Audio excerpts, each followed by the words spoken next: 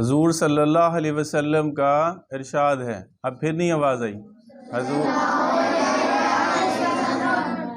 کہ 3 آدمیوں کی دعا رد نہیں ہوتی، کہ جو دعا کرتے ہیں وہ لازمی قبول ہوتی ہے۔ نمبر 1 روزہ دار کی افطار کے وقت، نمبر 2 دوسرا عادل بادشاہ کی، اور تیسرا مظلوم کی۔ یہاں اس حدیث کے اندر 3 لوگوں کا ذکر کیا گیا ہے،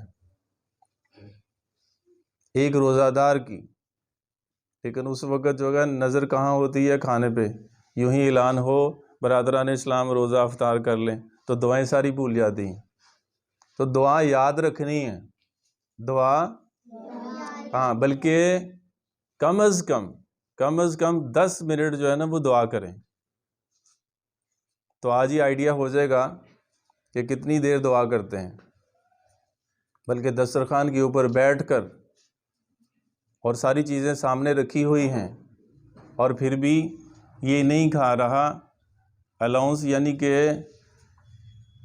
اعلان کا انتظار کر رہا، تو اس موقع کے اوپر اللہ اپنے فرشتوں کو کہتا ہے اور فخر کرتا ہے کہ یہ دیکھیں میرے بندے میرے حکم کے منتظر ہیں۔ تو دعا کرنی ہے کہ یہ قبولیت کا وقت ہوتا ہے کہ جب افطاری کا وقت ہوتا ہے۔ تو اس میں 3 لوگوں کا ذکر ہوا ہے، جو عادل حکمران ہے اس کی دعا بھی رد نہیں ہوتی، اور ایک مظلوم کی۔ اچھا، دوسری حدیث ہے کہ حضور صلی اللہ علیہ وسلم کا ارشاد ہے کہ خود حق تعالی شانو اس کے فرشتے سحری کھانے والوں پر رحمت نازل فرماتے ہیں۔ یہ وہ کھانا ہے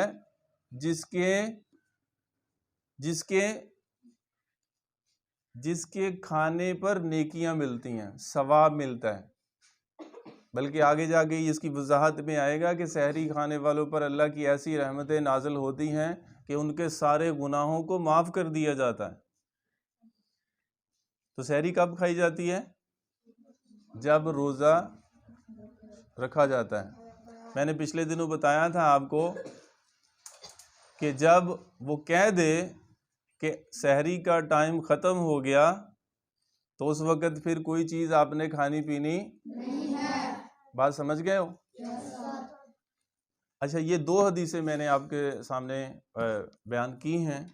ایک حدیث میں نے بیان کی ہے کہ افطاری کے وقت دعا قبول ہوتی ہے، اس وقت کوشش کریں کہ اپنے لیے مانگیں، اپنے گھر والوں کے لیے مانگیں، اور ملک پاکستان کے لیے مانگیں، اپنی سلامتی کے لیے مانگیں، اور ملک پاکستان کی سلامتی کے لیے مانگیں، کیونکہ ملک ہے تو ہم سب ہیں، اور اگر خدا نخواستہ ملک نہیں ہے تو ہم سب بے معنی ہیں۔ تو اس لیے اپنے لیے، اپنے والدین کے کاروبار کے لیے، اپنی صحت کے لیے، اور اپنے والدین کی صحت کے لیے، اور ان کی تندرستی کے لیے مانگیں۔ کہتے جس کے جتنے بڑے مسائل ہیں وہ اتنا زیادہ مانگے اپنے اللہ سے۔ آج ڈاکٹر کے پاس 3 گھنٹے تو بیٹھتے ہیں انتظار میں، 4 گھنٹے بیٹھتے ہیں، 5 گھنٹے بیٹھتے ہیں، 2 مہینے کی ایڈوانس بکنگ تو ہوتی ہے، لیکن اللہ کے پاس کتنا بیٹھتے ہیں؟ یہ سوچیں، ہم سوچیں اور ہمارے بڑے سوچیں۔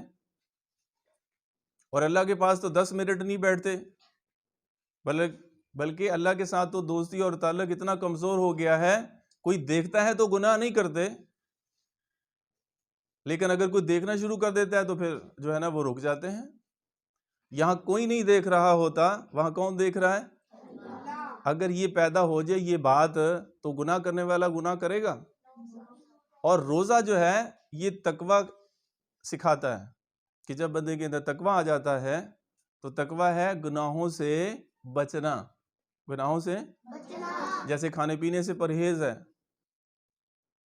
اور ایسے ہی فضولیات سے بھی پرہیز ہو، غلط دیکھنے سے پرہیز ہو، غلط سننے سے پرہیز ہو، اور غلط سوچنے سے پرہیز ہو۔ تو یہ ٹریننگ ہے اس پورے مہینے کی کہ ایک مومن کی بیٹری چارج ہو جائے تو پھر یہ 11 مہینے صحیح طریقے سے چل سکے، جیسے میں چاہتا ہوں ویسے چلائیے اپنے آپ کو۔ تو یہ روزے کے متعلقہ تھی چند ایک باتیں، اور اب افطاری کے موقع کے اوپر اب اس پہ تھوڑی سی بات کر لیتے ہیں، کیونکہ بہت سارے بچوں نے بھی، سٹاف نے بھی جو ہے نا وہ روزے رکھے ہوئے ہیں. تو اب روزہ رکھو، کیونکہ حدیث میں آتا ہے کہ روزہ رکھو صحت یاب ہو جاؤ گے، روزہ رکھو. لیکن یہاں پہ جب افطاری کرتے ہیں تو افطاری کرنے کے بعد ڈاکٹروں کے پاس لمبی لائن لگ جاتی ہے. اب اس کی وجہ کیا ہے؟ کیونکہ حدیث کے اندر یہ نہیں آتا کہ پکوڑے بھی کھاؤ، حدیث میں یہ نہیں آتا کہ سموسے بھی کھاؤ، حدیث میں یہ نہیں آتا کہ شوارمے بھی کھاؤ، حدیث میں یہ نہیں آتا کہ برگر بھی کھاؤ اور ٹھنڈے مشروب بھی پیو. میں اللہ کے نبی صلی اللہ علیہ وسلم کی افطاری آپ کو بتاتا ہوں کہ حضور پاک صلی اللہ علیہ وسلم آپ افطاری کیسے کرتے تھے. بات سن رہے ہو؟ سب کے سب سن رہے ہیں؟ حضور صلی اللہ علیہ وسلم کی افطاری بتاؤں؟ کیوں بھی؟ اب آپ کو بتانے کا اور آپ سے شیئر کرنے کا مطلب پتہ کیا ہے؟ کہ آپ بھی اس طرح کی افطاری کریں. حضور پاک صلی اللہ علیہ وسلم کی فرسٹ پریورٹی یہ ہوتی تھی کہ آپ دسترخوان کے اوپر جو چیزیں سب سے پہلے وہ لیتے تھے جن چیزوں کو آگ نے نہیں چھوا، جن چیزوں کو آگ نے نہیں چھوا. اب جن کے پاس آگ ہی نہیں گئی وہ کون کون سی چیزیں ہیں؟ کھجور ہے اور کیا ہے؟ پھل ہیں، پھل ہیں. تو یعنی وہ والی چیزیں جو ہیں وہ پہلے استعمال کرتے تھے. اب سنیں، جب روزے کی افطاری کا وقت ہوتا تھا تو حضور پاک صلی اللہ علیہ وسلم اپنے ہاتھ میں کھجور لے لیتے تھے اور سورج کے غروب ہونے کا انتظار کرتے تھے. آج تو ایڈوانس ٹیکنالوجی ہے، تو یوں ہی سورج غروب ہوتا تھا اور ایک کھجور کھاتے تھے، ایک کھجور یا 3 تاک آپ کی سنت ہے. کھانے کے بعد صرف 1 گلاس دودھ کا، اگر پوسیبل ہو تو 1 گلاس دودھ کا استعمال کرتے تھے اور اس کے بعد پھر مسجد کو چلے جاتے تھے. یا اگر دودھ اویلیبل نہیں ہے، کھجور اس کے ساتھ پانی، یا دودھ اور ساتھ میں کھجور، اور اس کے بعد یوں ہی یہ افطاری کرنے کے بعد پھر مسجد میں چلے جاتے تھے. اور پھر یا وہ چیزوں کا استعمال زیادہ کرتے تھے کہ جن چیزوں کو آگ نے نہیں چھوا، کہ اس میں فروٹ آ جاتے ہیں سب، اور یہ کھجور آ جاتی ہے، اور اس کے علاوہ دودھ، کچا جو دودھ ہے یہ بھی تناول فرما لیتے تھے کیونکہ بکری کا اور باقی جو دوسرے جو جانور ہوتے تھے. لیکن آج ہماری جو افطاریاں ہیں کیا ہے؟ جیسے جیسے اب تو قدرے موسم جو ہے نا وہ ٹھنڈک والا ہے، جیسے جیسے گرمی آئے گی مشروب بنیں گے. اور بلکہ آپ دیکھیں گے کہ افطاری اگر کہیں کو موقع ملے تو اگر کسی کے پاس پورا جگ پڑا ہوا ہے نا پانی کا، وہ کسی دوسرے کو نہیں دیتا، سارا جگ پانی کا پی جاتا ہے. اور پھر یہ 10-15 منٹ، آدھے گھنٹے کے بعد، 1 گھنٹے کے بعد پھر کہاں پہنچ جاتا ہے؟ ڈاکٹر کے پاس. بلکہ لوگ یہ کہتے ہیں کہ یار میں نے اتنا پانی پیا ہے پیاس نہیں بجھی، لیکن پانی اتنا پی لیا ہے اب وہ کہتے پیٹ کہہ رہا کہ بس، لیکن پیاس کی شدت جو ہے نا وہ ختم نہیں ہو رہی. ایسے ہوتا ہے، لیکن اس کی لاجک یہی ہے کہ جتنا زیادہ آپ لیں گے اور اتنی جو ہے نا یہ بے صبری بڑھتی جائے گی. تو اس لیے اگر تو پہنچنا ہے ڈاکٹر کے پاس، کیونکہ حالانکہ دیکھو نا اب دوسری طرف اطلاع کیا ہے کہ روزہ رکھو صحت یاب ہو جاؤ گے، اور یہاں کیا ہوتا ہے کہ ڈاکٹر کے پاس لمبی لائن لگ جاتی ہے. کیوں بھئی؟ اب اس کی وجہ یہ ہے کہ جس طریقے سے بتایا ہے اس طریقے کے ساتھ افطاری نہیں کر رہے. بات سمجھ رہے ہو؟ تو جس بچے نے جس نے بھی روزہ رکھا ہے تو وہ جیسے دیکھو نا 14-15 گھنٹے صبر کیا ہے، اب افطاری کے وقت بھی صبر کر لیں کہ اس میں بھی تھوڑا سا لے لیں، زیادہ نہیں، تھوڑا سا لے لیں. آپ کھجور کھائیں، اگر دودھ اویلیبل ہے وہ اس کا استعمال کریں، اور ٹھنڈے پانی کا تو استعمال ہرگز نہ کریں کہ بالکل جی مجھے تو یخ ٹھنڈا جو ہے نا وہ پانی چاہیے، سارے دن کی جو ہے نا بہت زیادہ پیاس لگی ہوئی تھی. اب جو آپ کو روزہ رکھنے سے فائدہ حاصل ہونا تھا، یوں ہی آپ نے یک ٹھنڈا پانی کا گلاس پیا، 1 2 3 4، تو وہ سارا مقصد ہی جو ہے نا وہ ساری باڈی کا وہ فوت ہو گیا۔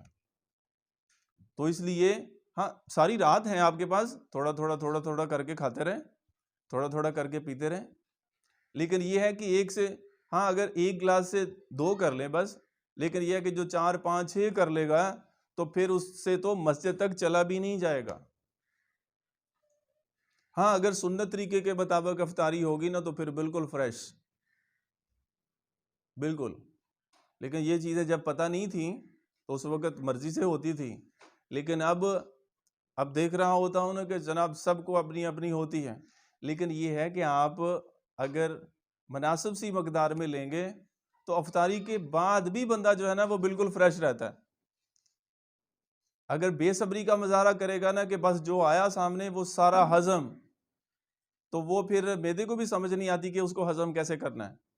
تو یہ میں نے آپ کو آج کی اس سیٹنگ کے اندر جو بات ایک بتائی ہے، ایک تو روزے کی فضیلت کے حوالے سے کہ افطاری کے وقت دعا قبول ہوتی ہے، تو کم از کم 10 منٹ تو دعا ضرور کریں، زیادہ سے زیادہ 15 منٹ، آدھا گھنٹہ۔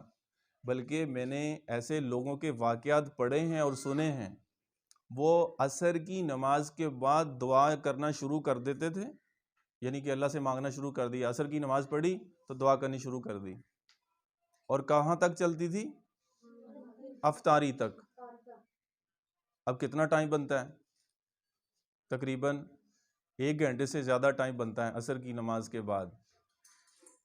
اور جو فضولیات ایکٹیویٹیز ہیں نا، بالکل اپنی افطاری جو ہے نا بالکل سادہ سی ہو، جناب کبھی وہ فروٹ چاٹ بنا رہے ہیں اور کبھی کچھ بنا رہے ہیں، وہ اسی چکر کے اندر اپنا جو ہے نا سارے گھر والوں کا ٹائم ویسٹ ہو جاتا ہے۔ وہی وقت اللہ سے مانگنے کا ہے، وہی عبادت کرنے کا ہے، اور وہی اپنے آپ کو اتنا جو ہے وہ اپنا مصروف کرتے ہیں، تو وہ روزے کا جو صحیح مقصد ہے، حالانکہ اس کی ایک ایک گھڑی بہت قیمتی ہے۔ اب دیکھو نا، رمضان شروع آنے سے پہلے آپ کو میں نے کہا تھا نا کہ آپ سبحان اللہ پڑھو، تو پڑھا تھا آپ نے؟ اب پھر میں کہہ رہا ہوں کہ سبحان اللہ پڑھیں۔ اس وقت آج سے پچھلے 1 ہفتہ پہلے جو آپ نے پڑھا، تو اس میں آپ کو صرف 1 نیکی ملی 1 دفعہ پڑھنے سے، یعنی کہ 1 جنت میں درخت لگا 1 دفعہ سبحان اللہ کہنے سے۔ اور آج اور ابھی پڑھ رہے ہیں آپ، تو اب 1 دفعہ سبحان اللہ کہنے سے کتنی دفعہ سبحان اللہ کہنے کا ثواب ملا؟ 70 مرتبہ، اور 70 درخت جنت میں لگ گئے۔ اب اندازہ کر لیں، تو اس کا مطلب یہ ہے کہ اب آپ کا 1 منٹ جو ہے وہ کتنے منٹوں کے برابر ہے؟ غیر رمضان کے 70 منٹوں کے برابر ہیں۔ اگر آپ اس کو صحیح طرح سے استعمال کر لیتے ہیں تو ہر عبادت جو ہے نا وہ 70 گنا مزید بڑھ جائے گی۔ تو کریں گے بھی اس کی کوشش؟ آئی سمجھ بات کی؟ ایک بات میں لاسٹ پہ پھر کہوں گا کہ افطاری کے وقت جو صبر سے کام لے گا، جو صبر سے کام لے گا تو اس کو کوئی پرابلم نہیں ہوگی۔ میں اس پہ آپ کو ایک واقعہ سناتا ہوں، بنی اسرائیل کا واقعہ ہے۔ کچھ لوگ اپنے نبی کے ساتھ جو ہے نا وہ جنگ کے لیے جا رہے تھے، اور رستے میں انہیں اتنی بھوک اور پیاس لگی، اوپر سے اللہ کا حکم آ گیا کہ آگے جو دریا آ رہا ہے، اس دریا سے کسی بھی شخص نے، آپ کی جو فوج کا بندہ ہے آپ کے ساتھ جو ہے، کسی بندے نے یہاں سے پانی نہیں پینا، کسی بندے نے یہاں سے پانی نہیں پینا۔ تو پیاس اتنی لگی ہوئی، جب وہاں پہنچے تو وہ اس نبی نے پہلے بتا دیا کہ بھی اللہ کا حکم آ گیا ہے کہ یہاں سے پانی بالکل پانی نہیں پینا۔ تو جب دیکھا کہ پیاس بھی لگی ہے، آگے دریا بہہ رہا ہے، ہاں یہ کنڈیشن یہ لگا دی کہ اگر کسی سے نہیں رہا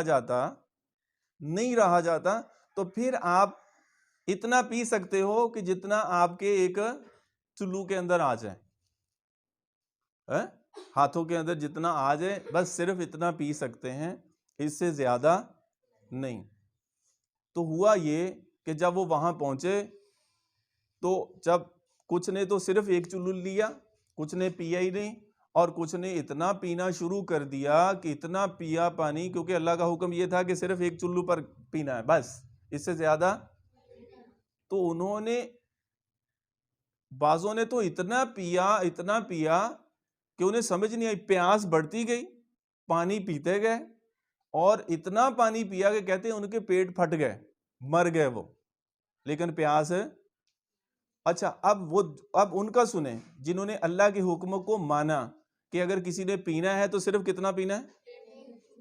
تو وہ خود بیان کرتے ہیں کہ ہماری پیاس بھی ختم ہوگی اور پیاس کی شدت بھی ختم ہوگی صرف ایک چلو سے. ہمیں ایسے لگ رہا تھا جیسے ہمیں پیاس بالکل نہیں رہی. آپ اندازہ کر لیں کہ جو اللہ کا حکم مانتا ہے تو اللہ کے حکم کے اندر خیر ہی خیر ہے، چاہے وہ ہماری سمجھ میں آئے چاہے. تو یہ تو بعد میں پتا چلا کہ وہ صرف جنہوں نے ایک چلو پانی لیا تھا کیونکہ اللہ کا امر تھا، اللہ کا حکم سمجھ کر، تو انہیں بعد میں کوئی پرابلم. تو جنہوں نے اپنی مرضی سے بس ایسا پینا شروع کیا، وہ کہتے وہاں وہ دریا کے کنارے بیٹھے تو وہاں سے تو ان کی اٹھنے کی بھی ہمت نہیں ہوئی، وہیں مر گئے پھر. تو اس لیے یہ واقعہ آپ سے شیئر کرنے کا مقصد کیا ہے کہ افطاری کے وقت اگر ہم صبر سے کام لے لیں گے تو ڈاکٹر کے پاس بھی نہیں جانا پڑے گا اور صحت بھی ٹھیک رہے گی، بحال رہے گی. تو کریں گے بھی اس کی کوشش. اللہ پاک ہم سب کو عمل کی توفیق